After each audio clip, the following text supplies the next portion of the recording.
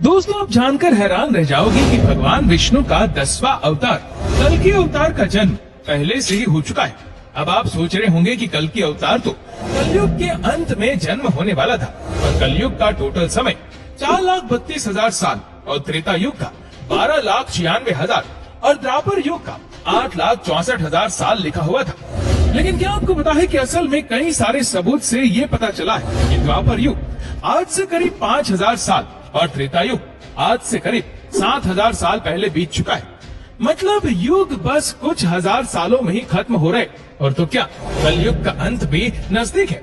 कलयुग के अंत में क्या होगा और कैसे होगा खत्म कलयुग, चलिए आपको एक और चौंकाने वाली बात बताते हैं। सदगुरु के हिसाब से कलयुग ऑलरेडी खत्म हो चुका है।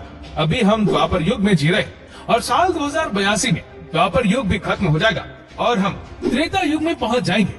इस वीडियो में हम उन सारे सोर्सेज जो हमें रिसर्च के दौरान मिले उनमें से पता करने की कोशिश करेंगे कि आखिर इन सारी बातों में सच क्या है और एग्जैक्टली कब कल्कि अवतार का जन्म होगा और कलयुग का अंत होगा।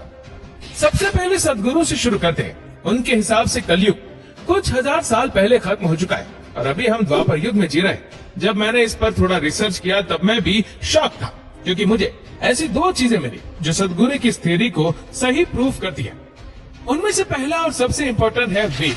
अगर वेदों में देखें तो युगों का टोटल ड्यूरेशन करीब 12,000 साल बताया गया है, जिसमें से कलयुग बस 1,200 साल का था और इस हिसाब से कलयुग ऑलरेडी खत्म हो चुका है। अब दूसरी चीज जो इसको सपोर्ट करता है वो है परमहंस योगानंद के गुरु श्री युक्तेश्वर जी की किताब द हॉली साइंस, जिसमें वो लिखते हैं कि युगों का टोटल ड्यूरेशन 12,000 साल का ही होता है, लेकिन युग का जो साइकिल है वो टोटल 24,000 साल का होता है। इसको ऐसे समझिए कि पहले हम सतयुग से कलयुग आते, फिर हम वापस कलयुग से सतयुग की ओर जाते हैं। और ये बिल्कुल सही भी है, क्योंकि धरती में कोई भी चेंज सडनली नहीं आता। ऐसा नहीं होता कि आज कलयुग है और अचानक कल से सब अच्छे हो जाएंगे और कल से सतयुग शुरू हो जाएगा। चीजें धीरे धीरे समय के साथ बदलती है। इसको अगर साइंटिफिक पॉइंट ऑफ व्यू से देखें तो हमारे अर्थ का जो एक्सिस है वो हर 24,000 साल बाद एक कंप्लीट सर्कल बनाता है, जिसके कारण लगभग हर 24,000 साल बाद हर मौसम अपने आप को एग्जैक्टली रिपीट करते सेम तरीके से। और प्राचीन ग्रीस किताबों में भी 24,000 साल का एक परफेक्ट साइकिल माना गया है। और इसके हिसाब से हम दो कलयुग को एक के बाद एक रखते हैं तो फिर कलयुग का टोटल ड्यूरेशन करीब 2,500 साल का आता है, जिसका मतलब फिर से यही निकल रहा है कि कलयुग ऑलरेडी खत्म हो चुका है। लेकिन थोड़ा और रिसर्च करने के बाद मुझे दो ऐसी चीजें भी मिली जो इसको पूरे तरीके से गलत प्रूफ करता है, और वो है पुराण और श्रीमद् भागवत गीता। क्योंकि पुराणों में एक ऐसे कॉन्सेप्ट है दिव्य वर्ष का, मतलब वेदों में जो युगों का ड्यूरेशन 12,000 साल बताया गया है वो दरअसल 12,000 दिव्य वर्ष है, जिसको ह्यूमन ईयर्स में कन्वर्ट करने के लिए हमें उससे 360 मल्टीप्लाई करना होगा। अब अगर हम कलयुग जो कि 1,200 साल का बताया गया है उससे अगर 360 को मल्टीप्लाई करते हैं तो ये टोटल 4,32,000 साल का आता है। और अगर हम ये मान ले कि दो कलयुग एक के बाद एक आते हैं तो फिर कलयुग का ड्यूरेशन 8,64,000 साल हो जाएगा। दूसरी चीज जो इसको गलत प्रूफ करता है वो ये है कि कल्कि पुराण और श्रीमद् भगवत गीता। कल्कि पुराण में हमें कल्कि अवतार के बारे में बहुत डिटेल में इंफॉर्मेशन बताया गया है और भगवत गीता में भी कृष्ण कहते हैं कि हर युग के अंत में वो अवतार धारण करते हैं और पाप का अंत करके धर्म की स्थापना करते हैं। और क्योंकि कल्कि अवतार अभी भी नहीं आया है, इसका मतलब हम मान सकते हैं कि कलयुग का अंत अभी भी नहीं हुआ है। तो एग्जैक्टली कब खत्म होगा ये कलयुग? अगर हम द्वापर युग और त्रेता युग के टाइमलाइन का पता कर ले तो उससे हम ये पता कर सकते हैं कि कलयुग कब खत्म होगा, क्योंकि उससे हमें पता चल जाएगा कि रियलिटी में युगों का ड्यूरेशन वेदों को फॉलो कर रहे या फिर पुराणों को। और ये करने के लिए हम रामायण और महाभारत में जो एस्ट्रोनॉमिकल डेटा दिया गया है उनका सहारा लेंगे। रामायण में हमें भगवान राम के जन्मदिन के प्लेनेटरी पोजीशन दिए गए।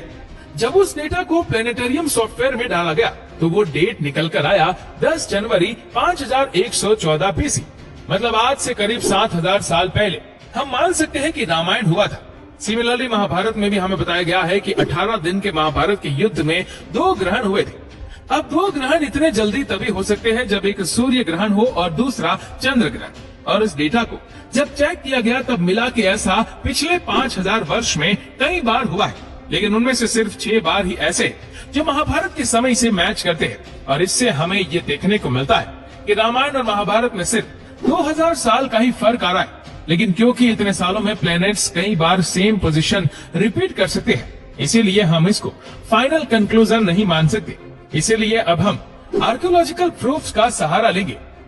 आर्कियोलॉजिकल प्रूफ्स में हमारे पास दो चीजें हैं। एक राम सेतु, जिसका कार्बन डेटिंग करके मिनिमम 7000 से 8000 साल पुराना बताया जा रहा है, और दूसरा बे ऑफ खंभात में द्वारिका नगरी का मिलना, जिसके अर्ली कार्बन डेटिंग में तरह तरह के पिक्चर्स, दीवार और हड्डियों से ये पाया गया है कि वो नगरी कम से कम 9000 से 10000 साल पुराना है।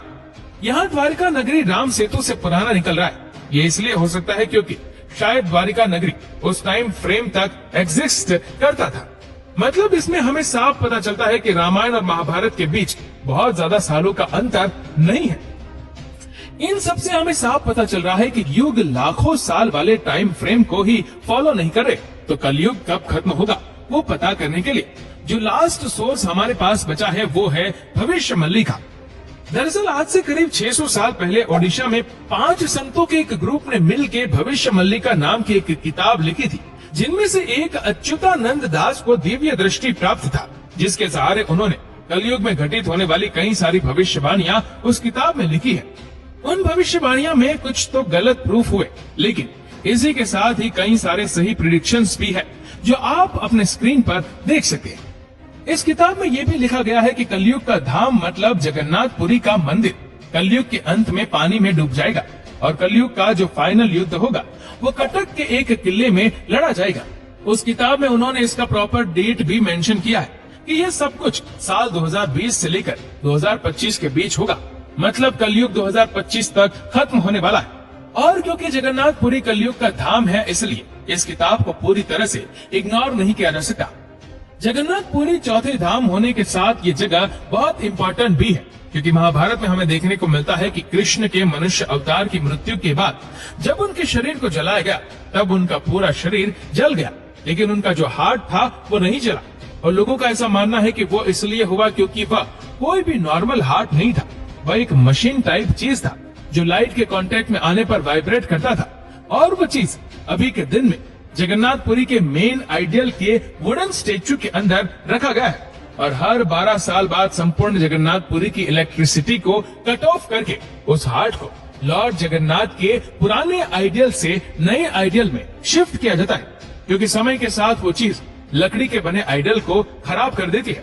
तो इस वीडियो में बताए गए सारे फैक्ट्स और एविडेंस के हिसाब से हम पहला कंक्लूजन बना सकते हैं कि कलयुग अभी भी खत्म नहीं हुआ, और दूसरा कंक्लूजन हम ये मान सकते हैं कि कलयुग का अंत 4,32,000 साल बाद भी नहीं होगा, बल्कि उससे बहुत जल्द ही होगा। कलयुग कब खत्म होगा उसके एग्जैक्ट समय का कोई भी प्रूफ हमें नहीं मिला है, लेकिन अगर हम भविष्य मल्लिका को देखें तो उसके हिसाब से कलयुग 2025 तक खत्म होने वाला है।